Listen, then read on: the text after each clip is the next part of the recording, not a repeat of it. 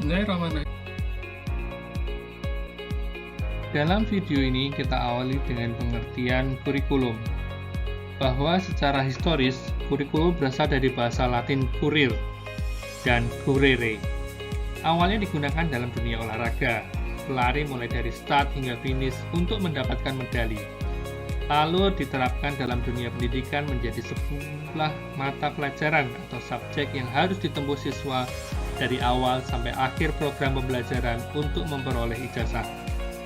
Dalam Peraturan Kepala BPPK Nomor 4 Tahun 2017 tentang Pedoman Desain Pembelajaran di Kementerian Keuangan menyebutkan bahwa desain pembelajaran adalah seperangkat rencana dan pengaturan pembelajaran yang berisi tujuan, sasaran, deskripsi, silabi, mata pelajaran, dan metode pembelajaran. Kurikulum ini berfungsi beberapa hal. Secara umum, kurikulum berfungsi sebagai pedoman dan acuan bagi pengajar, penyelenggara pelatihan, unit pengirim, dan peserta belajar dalam suatu program pembelajaran. Bagi pengajar, kurikulum ini berfungsi sebagai pedoman kerja dalam menyusun dan mengorganisir materi dan strategi pembelajaran. Selain itu, sebagai pedoman untuk mengadakan evaluasi terhadap perkembangan peserta pelatihan pembelajaran. Selanjutnya, fungsi kurikulum bagi penyelenggara pelatihan adalah: pertama, menjadi pedoman dalam proses penyelenggaraan pembelajaran. Kemudian, menghasilkan pembinaan dan pelayanan penyelenggaraan yang berkualitas. Penyelenggaraan pembelajaran yang dilaksanakan lebih efisien dan efektif, serta pelaksanaan dan hasil pelayanan dan pembinaan bisa dievaluasi.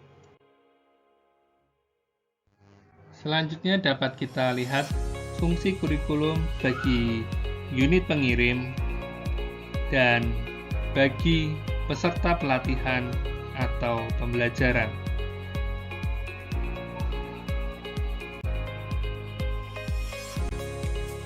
Fungsi kurikulum bagi peserta pembelajaran dapat kita bagi menjadi 6 fungsi. Yang pertama yaitu fungsi penyesuaian, kedua fungsi integrasi, ketiga fungsi diferensiasi, keempat fungsi persiapan, kelima fungsi pemilihan, dan yang keenam fungsi diagnostik.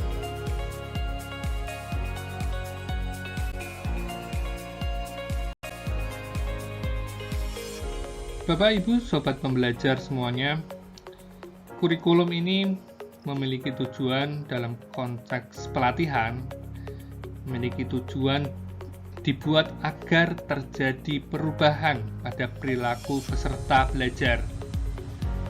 Belum membagi tujuan desain pembelajaran ke dalam 3 ranah atau domain, yaitu kognitif, afektif, dan psikomotor. Prinsip khusus pengembangan kegiatan belajar di BPPK yang pertama yaitu dirancang berbasis kompetensi, kedua kompetensi meliputi KSA yaitu knowledge, skill, dan attitude, yang ketiga prioritas materi adalah materi yang mendukung tercapainya kompetensi, keempat learner oriented curriculum dengan pembelajaran yang aktif, dan yang kelima mengedepankan prinsip pembelajaran andragogi. Di tahun 2017 menggunakan prinsip pembelajaran ARIA setelah kick off Kemenq Corporate University. Apa itu ARIA? ARIA merupakan applicable, relevant, impactful, dan achievable.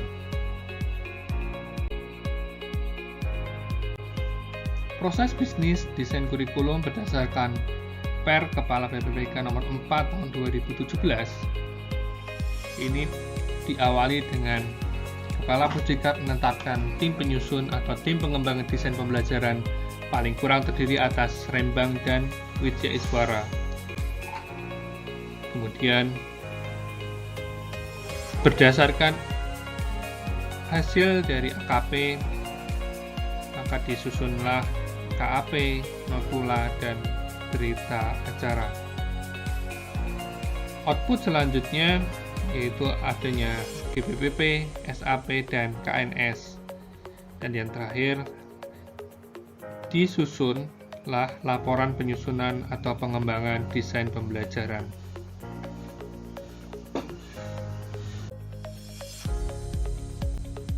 Praktek langkah ESD pada BPPK sampai dengan penyusunan KAP adalah: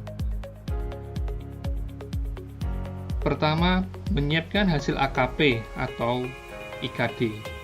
Kedua, menganalisis target learner. Ketiga, merumuskan tujuan performasi. Keempat, merumuskan evaluasi atau instrumen penilaian proses maupun hasil evaluasi formatif dan sumatif. Yang kelima, menentukan strategi pembelajaran. Dan yang keenam, merumuskan bahan pembelajaran.